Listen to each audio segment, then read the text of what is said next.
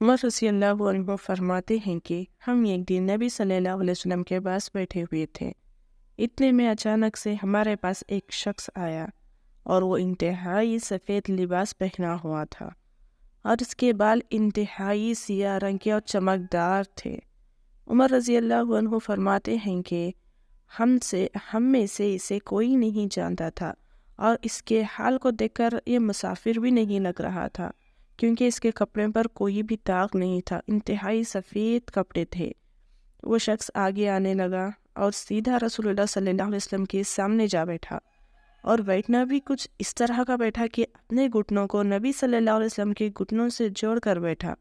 ہم لوگ تعجب ہو رہے تھے کہ یہ کون ہے جو اتنا بے تکلف ہو کے نبی صلی اللہ علیہ وسلم کے ساتھ بیٹھ رہا ہے، اور اپنے دونوں ہاتھوں کو نبی صلی اللہ علیہ وسلم کے رانوں پر یعنی پاؤں پر رکھا اور کہنے لگا، اے محمد، اسلام کیا ہے، مجھے بتلائیے۔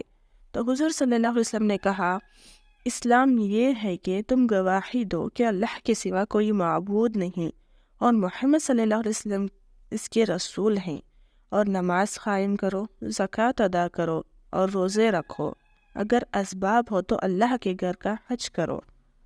اس نے کہا، صدقتا، سچ کہا آپ نے۔ عمر رضی اللہ عنہ فرماتے ہیں کہ ہم سب تعجب ہو گئے کہ سوال بھی اسی نے کیا اور جواب کا اقرار بھی کر رہا ہے۔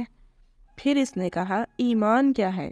فرمایا، اللہ تعالیٰ پر اور اس کے فرشتوں پر، کتابوں اور رسولوں پر ایمان لانا اور یوم آخرت پر ایمان لانا ایمان ہے۔ اس نے کہا، سچ کہا آپ نے۔ پھر تیسرا سوال کیا کہ احسان کیا ہے؟ حضور صلی اللہ علیہ وسلم نے جواب دیا، تو اللہ کی بندگی اور عبادت اس طرح کر کہ گویا تم اللہ کو دیکھ رہے ہو۔ اگر یہ نہ کر سکے تو یہ تو خیال رکھو کہ اللہ تم کو دیکھ رہا ہے۔ پھر اس نے سوال کیا کہ قیامت کب آئے گی؟ تو حضور صلی اللہ علیہ وسلم نے جواب دیا، جس سے سوال پوچھا جا رہا ہے وہ زیادہ باخبر نہیں ہے پوچھنے والے سے، یعنی جتنا تم جانتے ہو اتنا میں جانتا ہوں۔ پھر اس نے کہا کہ کچھ نشانیاں تو بتلا دیں۔